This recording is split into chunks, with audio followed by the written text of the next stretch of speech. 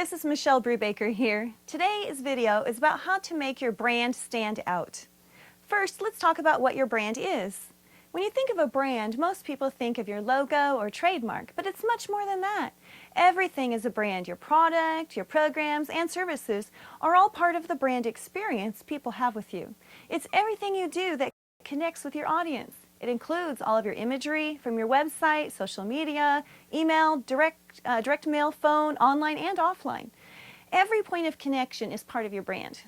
When creating your brand, I recommend you do some research. Look at some of the top brands outside of your industry.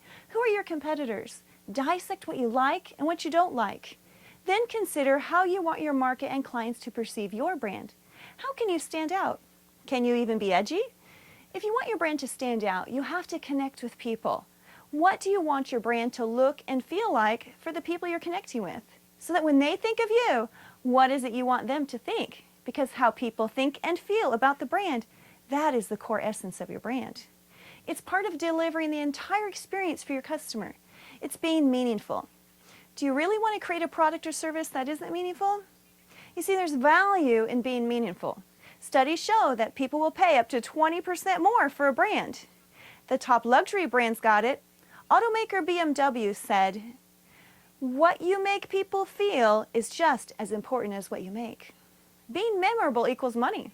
And the same is true that if you ignore your brand, you are leaving money on the table.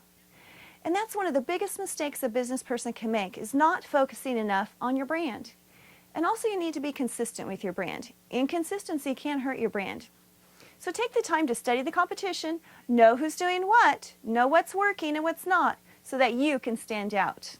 I've known top leaders in their industry who have spent upwards of $50K on their branding.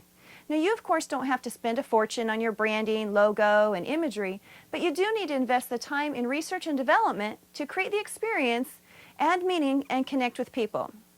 I had a client once who created a new business. They spent money on a beautiful new website, invested in marketing campaigns, but then they designed their own logo themselves and their brand using just a word processing program on their computer.